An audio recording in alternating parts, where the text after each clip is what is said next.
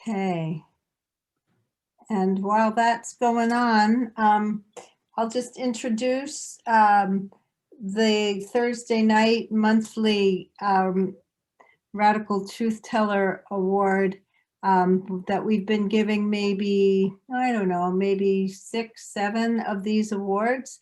Our support and activist, something that we've been doing since the Truth Telling Project began 6 years ago. We've been honoring somebody in the community who's doing some really awesome and cutting edge community organizing at the grassroots level.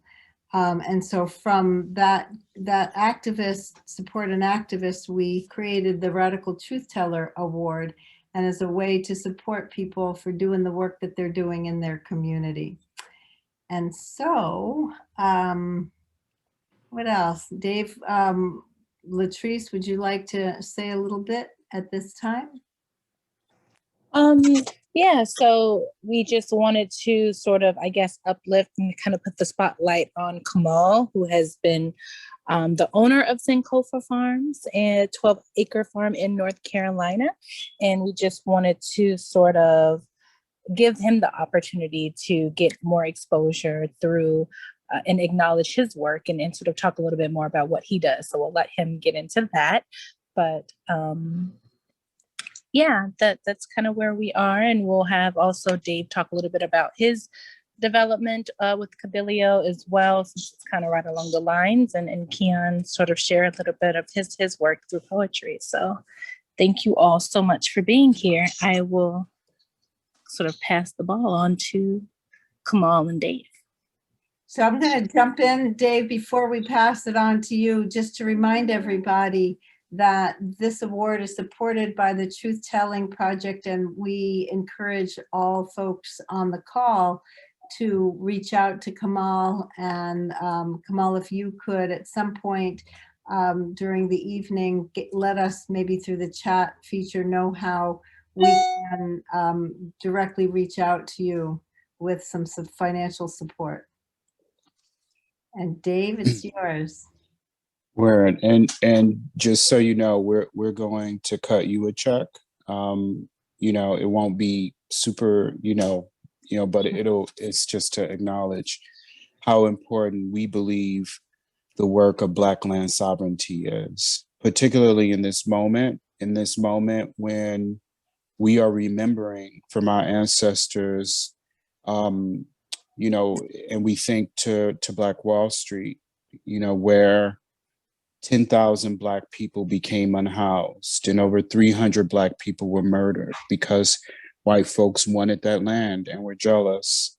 And so we and you are living out a powerful legacy, unfinished business of providing food, clothing, and housing for our family and for our community. And I'm so happy that Keon, our board member, wanted to honor you, and the entire board and staff agreed that this was an urgently important moment to be talking about and honoring people who are working toward Black sovereignty.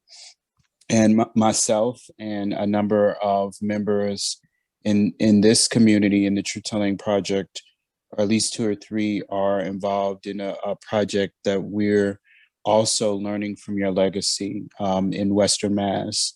We're in the process of trying to purchase a land for queer Black land sovereignty, for intergenerational healing, and for a place for Black folks to be there and to have rest.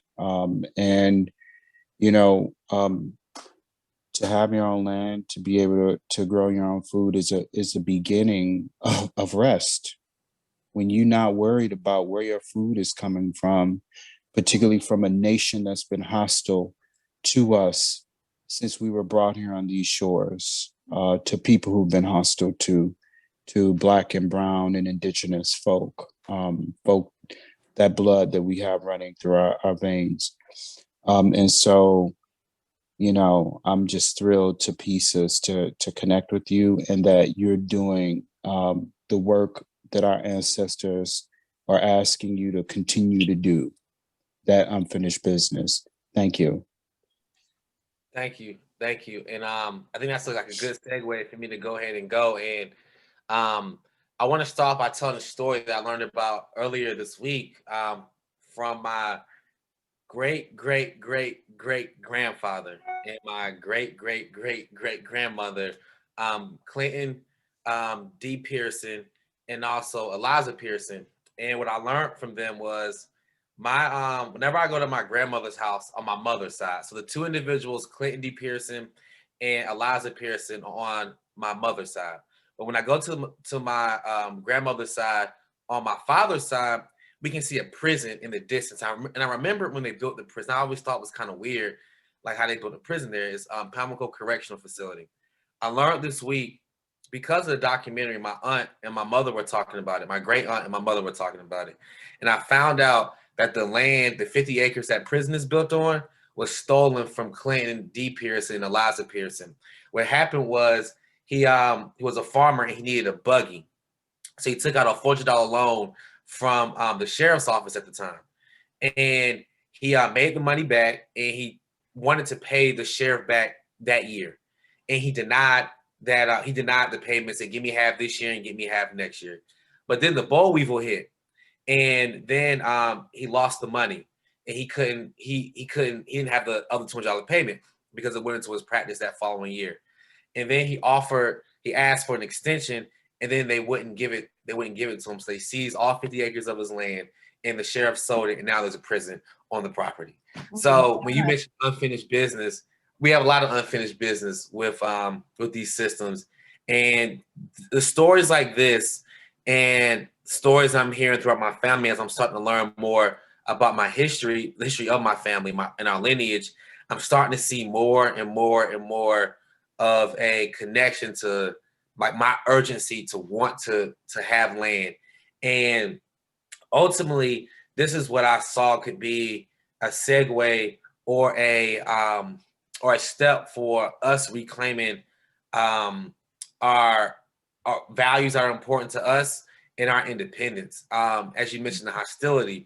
We can't look at our experience here in this country and not run to hostility. So to try to divert that, the land ownership piece is very, very important. And I think that should be the center of a lot of our conversations. And when it's not, my eyebrows get raised because I see it coming from different aspects of our community. No matter how you identify, I don't care your background. We got to talk about us acquiring land so we can then center ourselves in things that are important to us. So that is a major theme of why we even started Sankofa Farms. Sankofa actually started in 2015, and the whole idea of the name was actually pretty interesting. The farm used to be named Unity Farms, and when I entered the USDA process to acquire land, because this whole time I'm in college, I went to North Carolina A&T, I'm talking about how I want to be a farmer, and a lot of my professors supported, but I had some that didn't. But the ones who did made sure they connected me with resources to eventually acquire land. So I found out about this USDA process, I enter it, and that's like a whole other story in itself.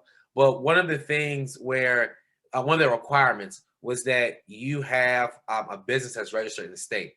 So when I started this Unity Farms business, it actually was only registered to Guilford County, and we started out doing dehydrated chips.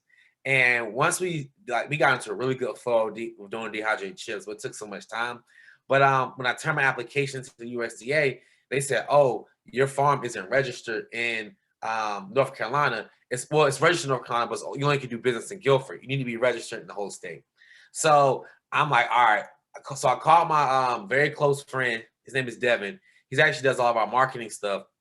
And I was like, "Yo, I'm taking this African history of the 1800 course. I think we should change the name to Sankofa."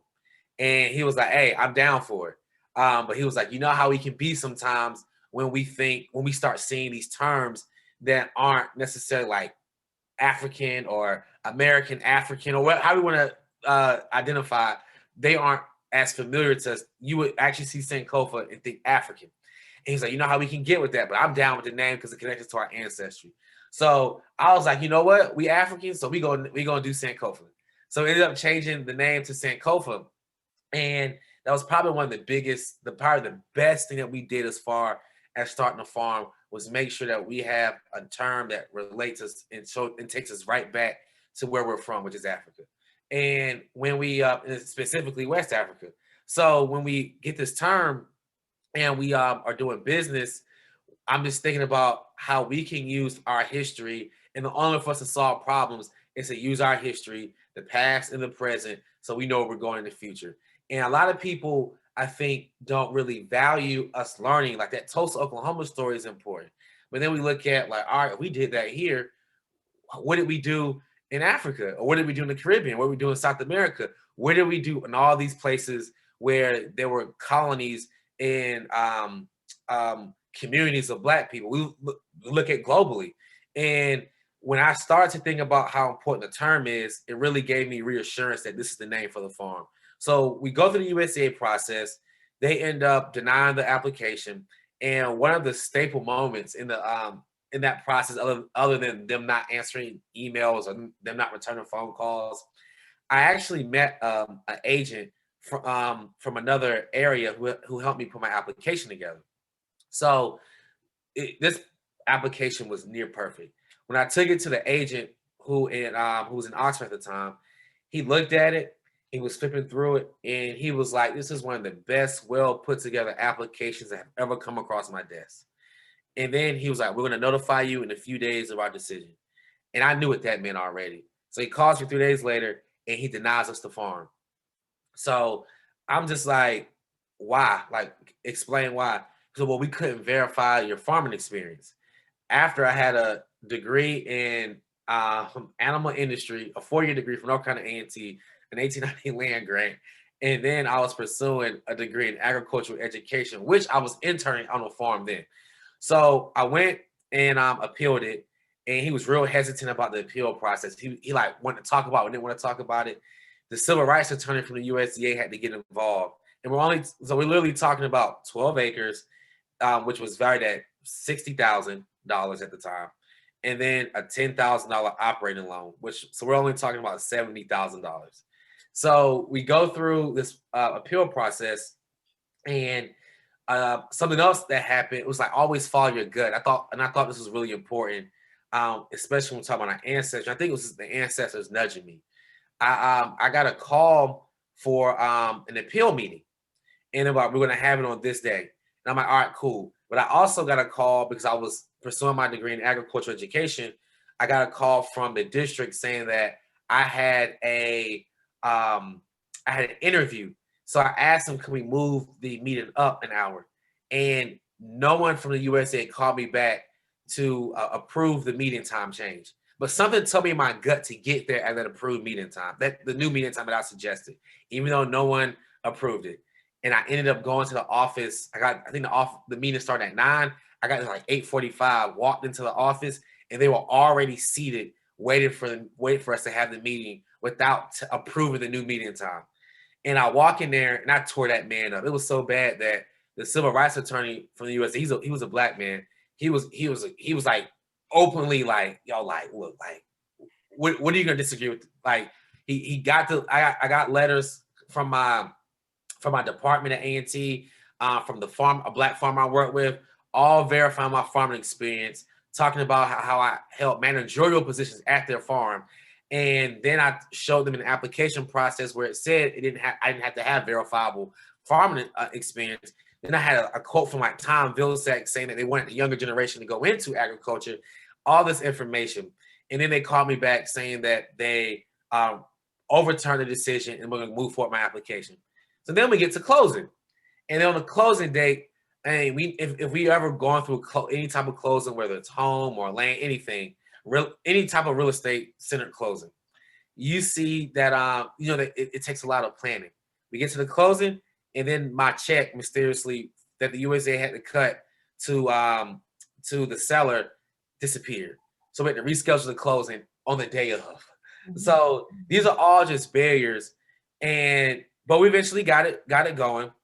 But these are all just things that I saw where I was like, look, if I had to go through this, I couldn't imagine what it was like for somebody 50 years or 60 years or 100 years, 100, like I can't imagine how hard land acquisition has been for us. I didn't experience it, I have an idea of it, but if that was hard for me, how hard was that for my ancestors and people who came before me?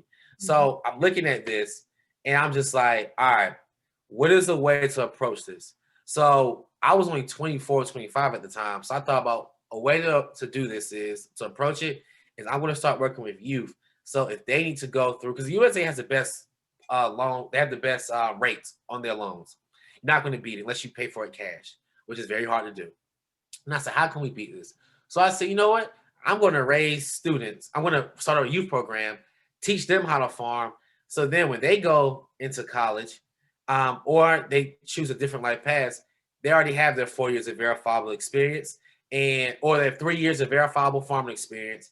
They have the wisdom, knowledge, understanding, the know-how. They have everything.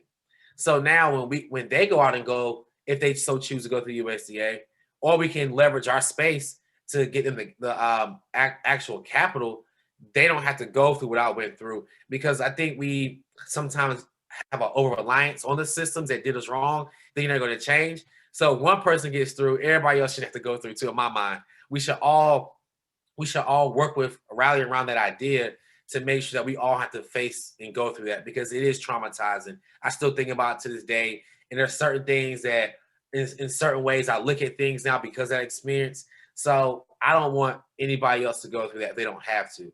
And you shouldn't have to. So just the Youth Academy was something that I saw that had to go hand in hand in really addressing the land acquisition and also thinking about this term sustainability, because we only look at it from an agricultural standpoint and a practice standpoint. But what about the human aspect?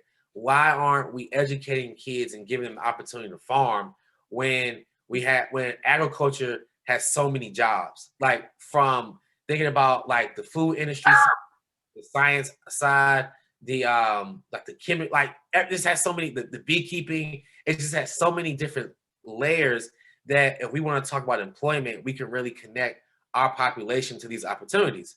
So that was like the main motivator for me starting the agricultural part.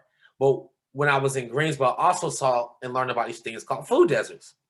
And now that I know about them, everywhere I go where I see a large population of us, of people of color, you see these food deserts. So I went to a Cherokee reservation and I saw that was blatant. It was completely obvious.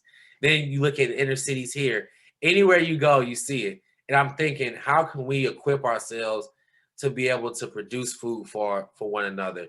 And how do we get food to these communities? So one thing that we really do at Sankofa is that we work with distribution services who already have access to that market. So we work with Fight for 15, we work with Table for NC, and we also work with Duke Merit Root Causes, who all have missions and who can front load a lot of that labor. But we've also been thinking about how can we be more effective in addressing food deserts, and how can we be more sustainable? Because one thing that I've learned when working with other organizations, especially in the nonprofit space, is that a lot of administrative changes and things can change so quickly. So we've been really thinking about an idea of, well, we have the storage space, we have the food. What happens if we just rated distribution from Sankofa, just hired drivers and they brought food into the community? So we've been looking at a lot of different avenues, but our main idea and our main approach is to really work with people who are affected by food deserts. So right now we've grown the farm to be, we have 7 greenhouses. I don't know how many bees we have. It's over 50. We have over 50 bee colonies easily. And we have 8 students working with us, and 2 of our students actually graduated today. So it was like a full circle moment where the 2 students who actually started have been with the farm every step of the way. They literally have bought in, and now they graduated high school and they're moving on to the second phase of their life. So it's been real cool. They're not done with Sankofa. We're getting ready to write chapter 2. They're not done with Sankofa. They're just moving into different areas of their life, but they're always going to have a connection back to Sankofa, and they're always going to have that foundation, the values that they learned there. So I'm really excited to see the next wave of students that we're going to meet, and then to see what these two young men embark on, because one's already going to A&T and another one's in the application process. We'll see. But I think that the one that's in the application process, we can work one more year and then we can have a send-off if he so chooses. But I think that there are a lot of different avenues that these students can take because they have the skill set and the know-how and the perspective to do for the community, and also the intangibles themselves to do for themselves. So it's been really special to see their growth. Oh, it's amazing. Wow. Thanks so much for introducing us to Sankofa Farm. So many questions I have. Let's see if anybody else has any questions that they'd like to offer you. And I know that Keon also has a poem. Yeah. But maybe we should pause for a minute and just breathe that in. And Keon, did you want to do your poem? And you're muted.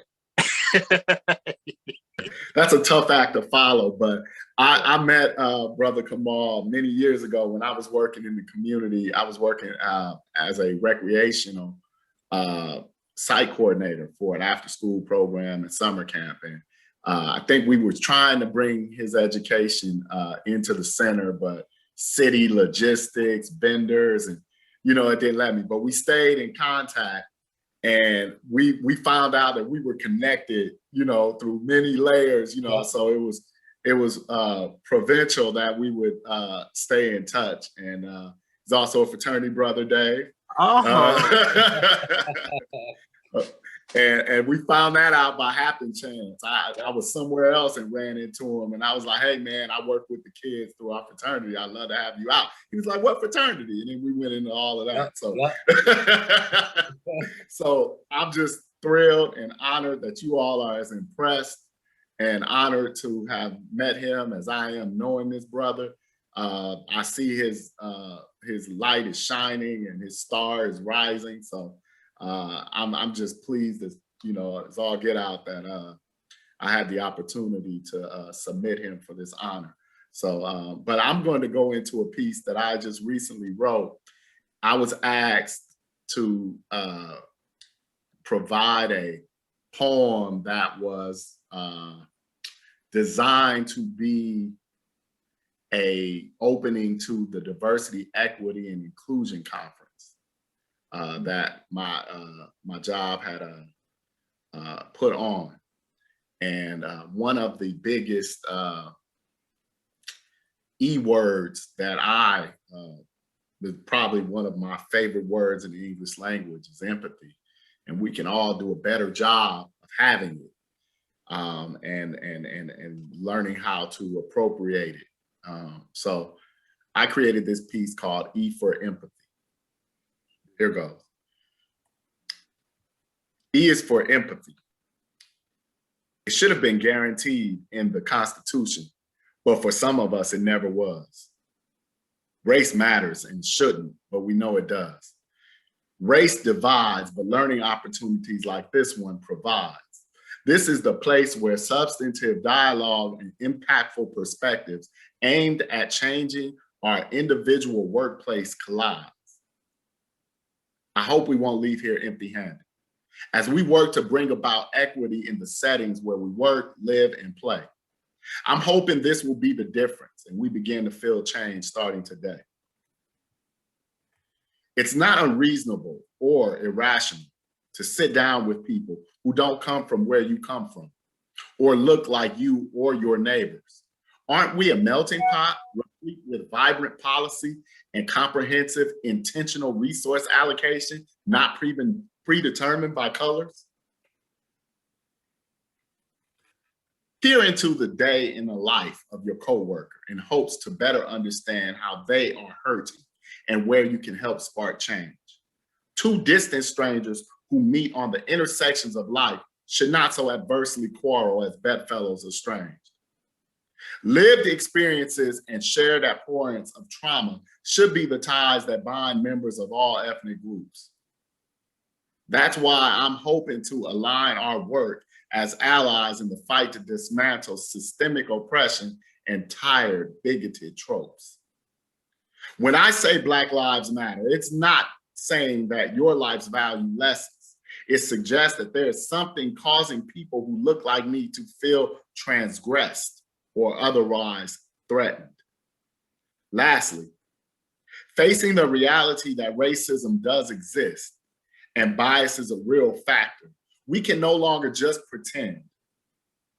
Then and only then will race cease to matter, and we will leave a better world for our children's children, and true empathy can begin. Thank you. Ashe. Um, Ashe, Ashe, Ashe. Ashe. Thank you for sharing that. Word. Yo. So Kamal, I wanted to just share my joy, deepest joy in the work that you're doing right now.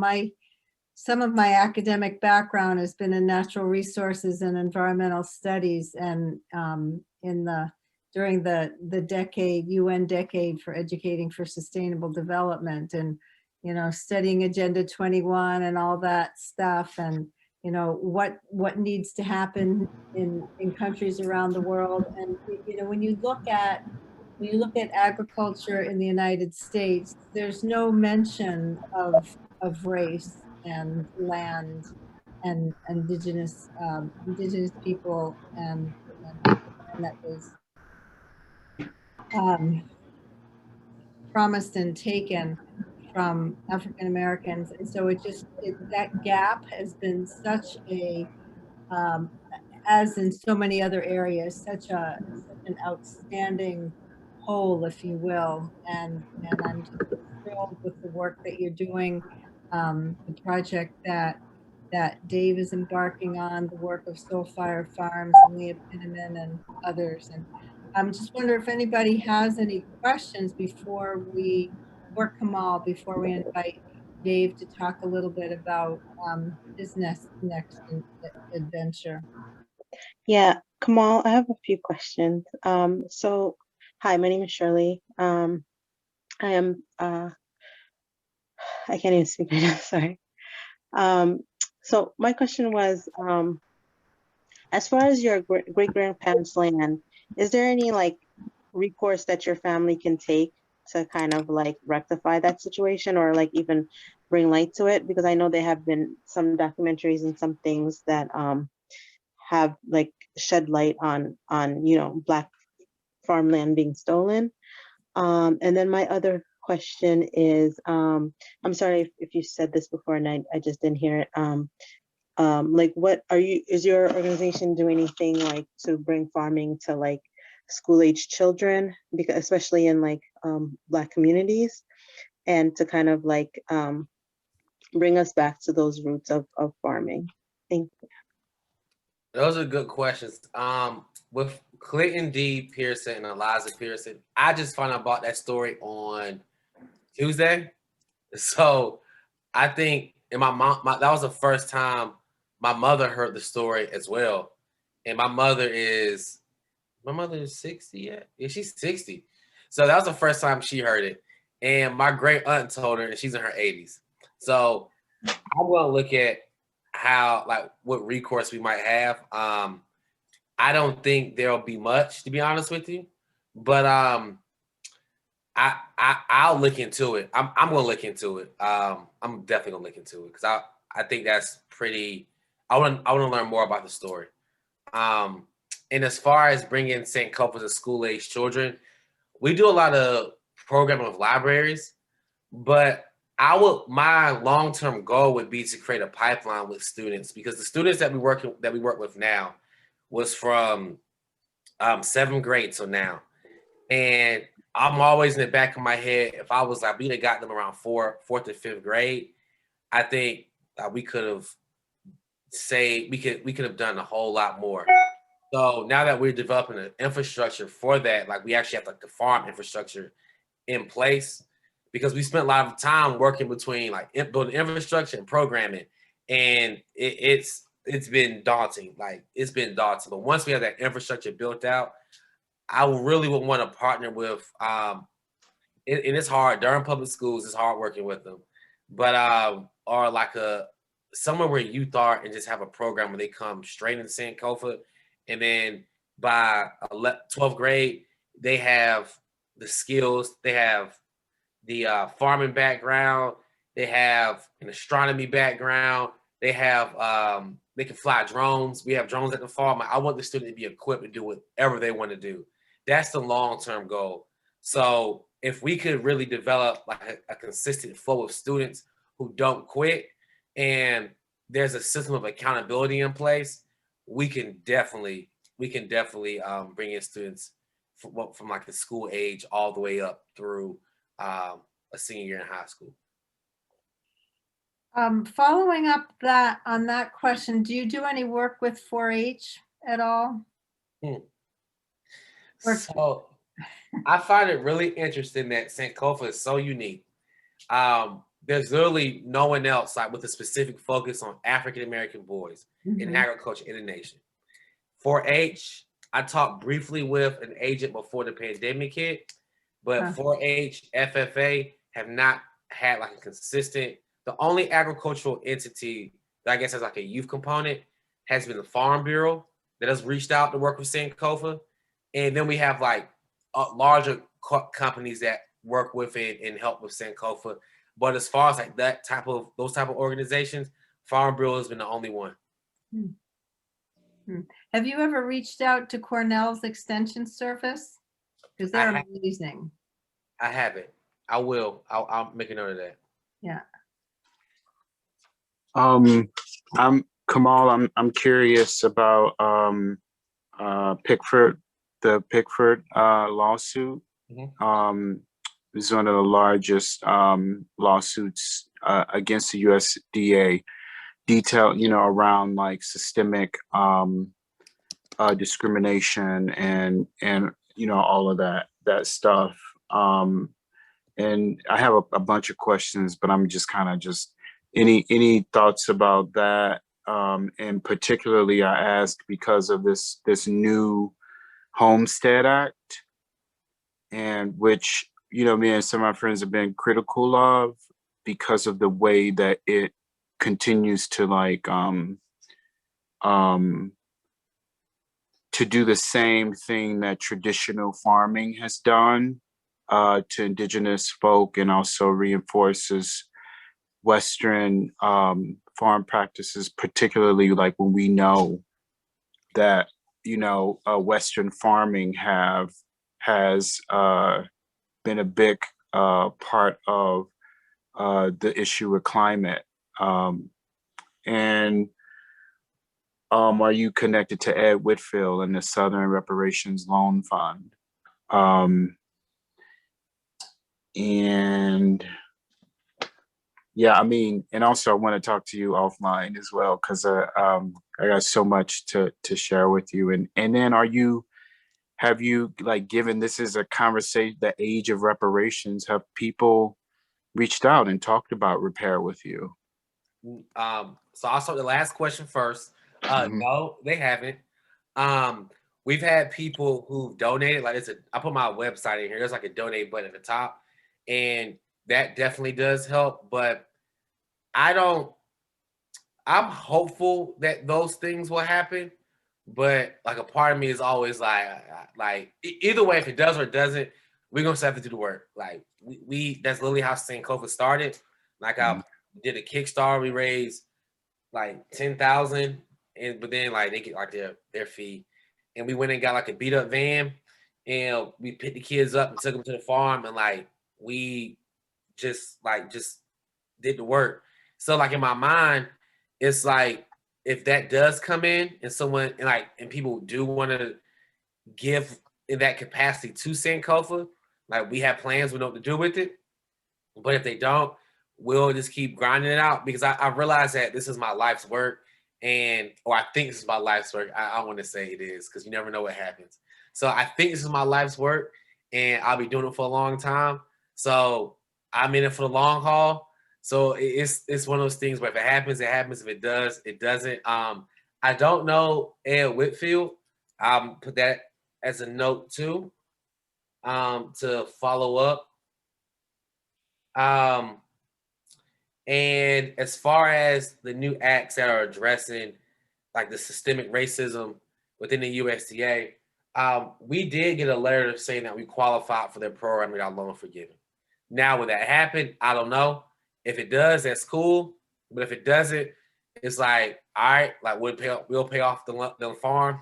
So now that's something I hope will happen because it'll free up a lot of capital for us. But I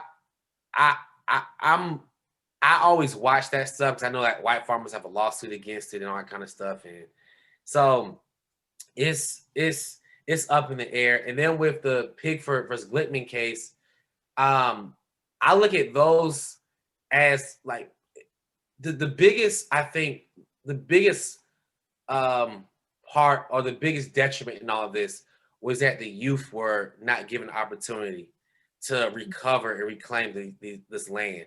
And I think with any other conversation outside of that is like, all right, why aren't we talking about the youth? So like 4-H and FFA need to be held accountable for that. And the USDA does need to be held accountable for the loan aspect of financing, but extension agents got to get held accountable too, because their jobs are to help farmers and get them the latest resources.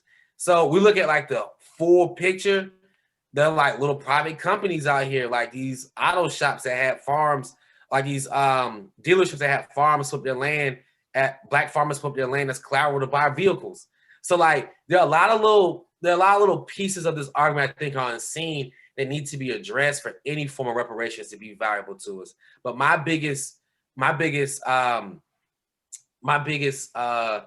guess the biggest thing for me will be making sure the youth are entering the industry as 21st century farmers. We can get all we can get all this land back that we want, but if we go into it, and I don't mean 21st century based on their standard, I mean 21st century based on the standards that we set, and it is like based on our ideals and our history.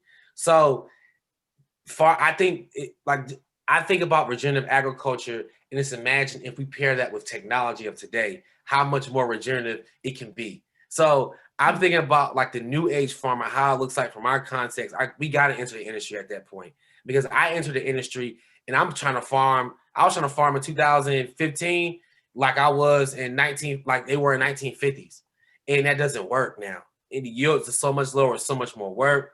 But we have to have leverage and the insight. But that starts with us educating the students so that when they're going back into these systems, they know exactly what to do, and they're competing and they're competitive in a sense where we're making money and we're able to keep the systems going. So if that's not happening, I think we're going to be talking 80 years from now, all the reparations didn't work. What happened to all the black farmers? There's none left. They couldn't compete. That's what I think can literally happen if we don't equip the new generation to solve these problems. Interesting. I put in the chat a piece from actually from your backyard from Duke. Is the Justice for Black Farmers Bill enough reparations for Americans' racist history? And then there's another resource I gave you for Cornell's extension service for support for small farmers around racial justice. That you might find some of that interesting. Thank you. I will. Thank you. Thank you. Yeah, you're welcome. Awesome. Other thoughts, questions? Well, I have a question. First, I want to thank you for a very informative and engaging discussion. It's been really, really insightful to hear just everything you've said. It's been just light bulbs everywhere, so I really appreciate that. And I know it's a bit of a kind of a big question to ask, and you don't necessarily have to, but if it compresses into one answer, it would be useful. What is the most important lesson you've learned about libertarian agriculture and freeing the land, particularly in regards to like being symbiotic and sustainable? Because you mentioned about like the soil and how like there's lower yield, and that we need to have 21st century responses to things. I know that is something that scientists have pointed out. Like our topsoil there is an issue there that we're gonna have to deal with because of how climate change is affecting things.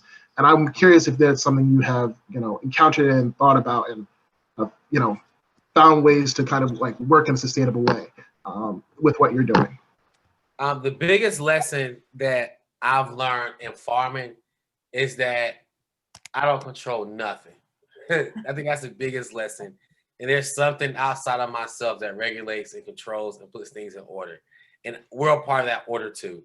So it's best to get in line with it, or we get or you end up, I mean, I guess you're technically always in line with it, but I think if you try to operate outside of it, you open up yourself to detriment, I think. But as far as the regenerative agriculture piece, something as simple as cover cropping does so much for your land, and not leaving the land bare. Like after you till it up, like the weeds grow back because the land is literally trying to cover itself. So I think just little things, I think that would be the biggest thing for us, because we're actually getting ready to get into cover cropping. And it takes time and it takes a lot of resources to do it. You still have to use a tractor. But I think just us being able to give the land something after we've taken from it, it's like a basic concept. And I think this country is just so like take, and don't give back nothing. And while we're talking about reparations, we take everything from you and give you nothing.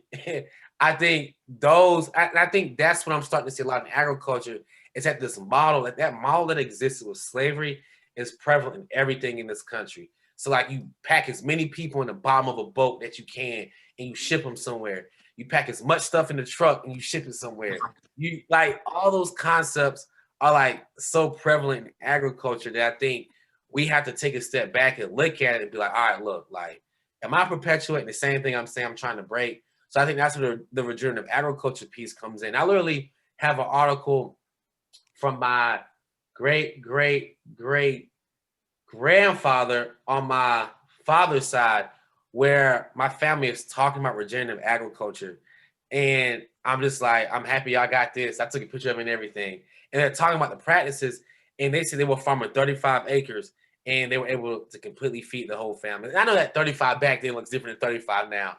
But like, just seeing that they had a concept of it, it's kind of like, all right, when we look at we look at what has been passed down to us, I think those concepts are more prevalent in our communities, but we just don't connect it because we don't know the history of our people as well as we should. So I think that regenerative agriculture piece is very important. I think that's what we're moving back to. And I think when we look at George Washington Carver and we look at Booker T. Watley, we look at Booker T. Washington, we look at just so many of our pioneers, we get back to like, all right, like what we see now is new. And then we have to be honest and address the system where, why have we been doing things like why have farmers, I'm not gonna say why have farmers been doing things in this specific way? And we have to admit that what they were doing needed to be improved because you're offering subsidies to them every year. So, and I know that can be impacted by a lot of different other factors like the climate, but there's something that there are questions I think we aren't asking because the media has done a very good job at redirecting our interest when it comes to this topic of us getting our land back. And they're very, very particular in who they highlight and what they highlight, so that this conversation we're having isn't the center of everything else that needs, like this isn't the center, because we can talk about how good in the relationship we have. We can talk about food all day, but we don't control the space to grow the food. What good is that conversation? Like, let's get back to the fundamental point that we need our own space and we need to be able to honor our ancestors by bringing these. And I'm not talking about from a more so of a gardening approach. I'm talking about more so from an approach where if we got 10,000 Black people in a specific area, how we feed them. That's the angle I'm more so interested in. And that's the conversation, because once we have that conversation, we then can say, all right, well, why don't we move to this place and do that? Like, that's what I think needs to happen. And I don't know how we frame that conversation. And the funny thing about it, I don't think there isn't a space to have that conversation.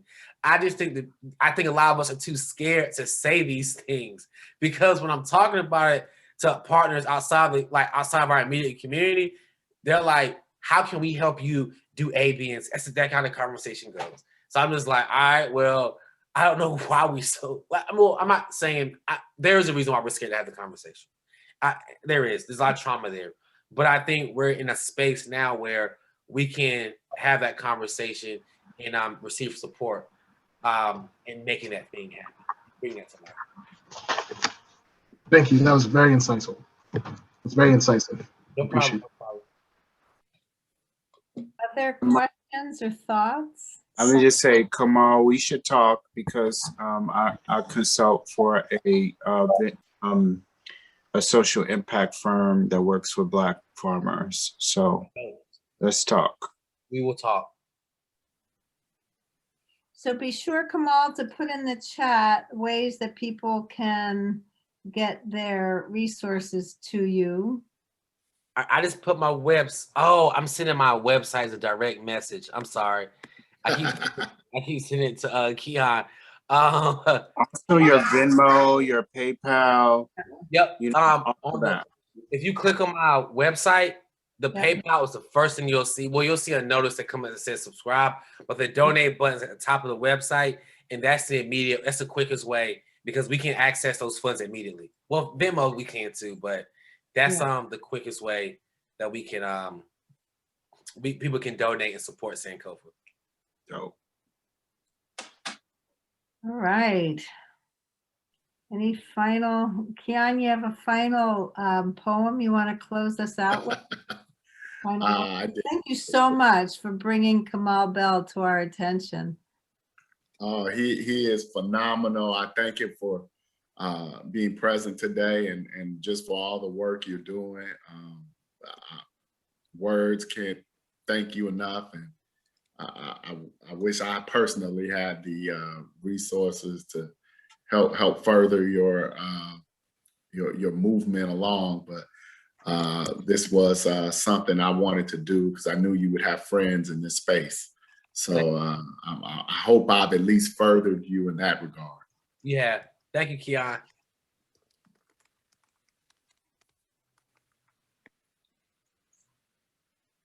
So anybody want to close us out? Shirley, how about, are you there? Can you want to say some final words, a blessing? Was Dave going to talk about the other project? Yeah, Dave, can you come back and say a few words? Yeah, I haven't left. I just was trying to copy all of the stuff down. But I mean, what I can tell you is that in 2000, actually like 3 years ago, my partner and I, 2 years ago, we met Leah Penniman, because we were teaching a class together at the Omega Institute on decolonization and decoloniality. And from that time on, a number of the Black folk who were in that course, we started organizing toward, and Shirley was there too, we started organizing toward creating our own queer Black intentional community, queer Black led centering space, intentional community, where there was also some farming. And I've been, for the last 3 years, my family and I, we've been living on a farm, an intentional community, an interfaith community. And so we, like, it is nothing like being in a space that centers who you are. That where you can draw on your ancestral practices, that you can have time to cultivate like your own story, so you can know where you came from. And I was really excited to hear you talk about the ways in which we know how to do regenerative farming, because it is what we learned, and we don't know we learned it, but we might remember something our great grandma said about the land. But for me, Black land was really important because my dad, I grew up with my dad always having a garden in the backyard, and we always had food for everybody growing up. And he had that because he grew up on a what was a former plantation in Brownsville, Tennessee, and he picked cotton until he was 13 years old. You know, so we, you know, the conversation, you know, there's a Clint Smith book that just came out where they're looking at like location, right, to help us think about how close we are to the institution of slavery. Like when people say it was so long ago, but it wasn't. We can feel it in our bones. We can hear the stories from our parents and grandparents, and that's my dad. And I'm not only, but I'm 45 years old. And in his lifetime, you know, and his dad was also a sharecropper, and you know what I mean. So it's that history, and that was, you know, when you know many Black folks came to northern cities, we looked down on the people who were left, who still had to live that existence, and it was something that we were taught to be ashamed of. And you know, I'm proud that at least now we're coming back to the knowledge that is really important. And maybe it's because of like the urgency, but the lessons of people like Fannie Lou Hamer, you know, and Black farmers in the South who were the first to come up with the idea of the land trust as a way to protect themselves from having their land stolen and taken.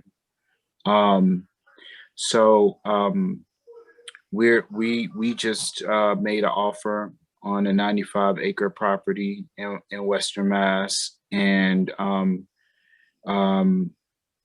we're going to be growing a little bit, and but that's not our primary piece. The primary piece of our community, Kabilio, is rooted in centering Black folk having a space for healing and housing.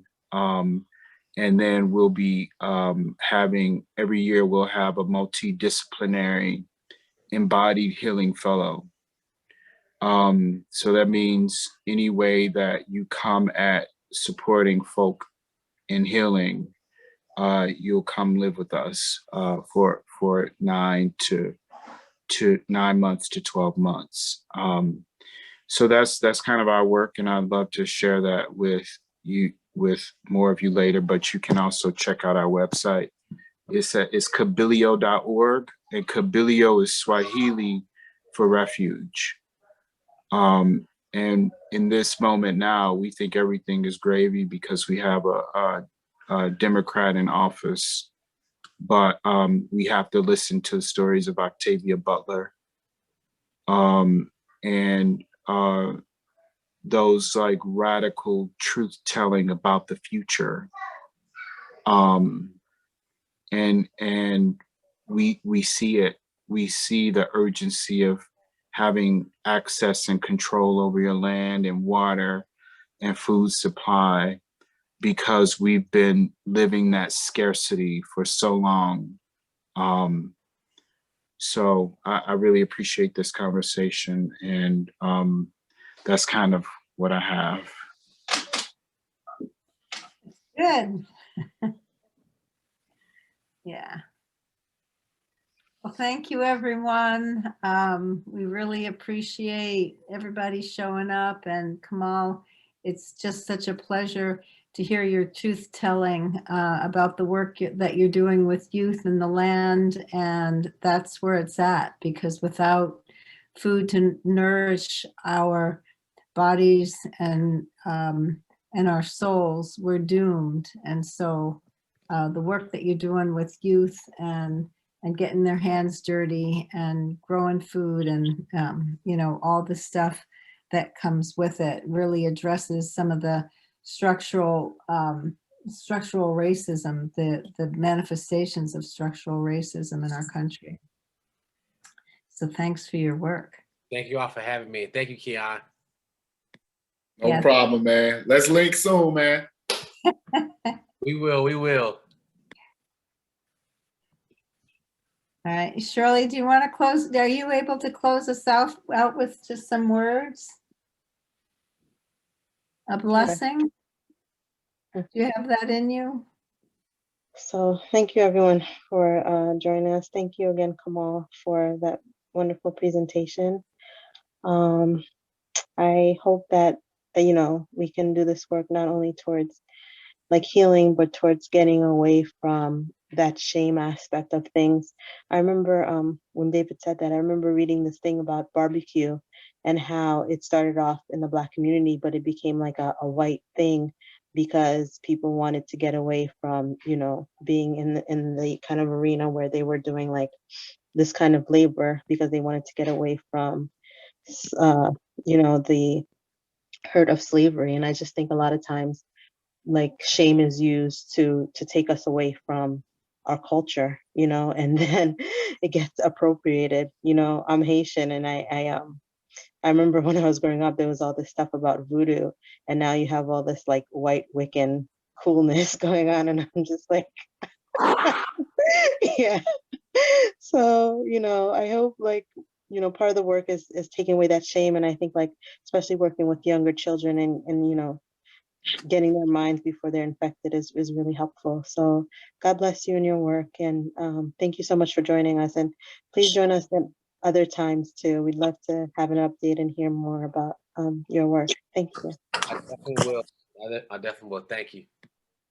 Peace be with you. Have a good night, everyone. Thank you. And Good thank night, you, everyone. This was Good Good night, wonderful. everyone. I just want to say John for a minute. He just did an amazing job. Thank you so much. This is beautiful. Thank you. Mm. And your poem was really beautiful. Thank you. Thank you. Thank you. I appreciate it. Good night, everyone. Good night. Good night.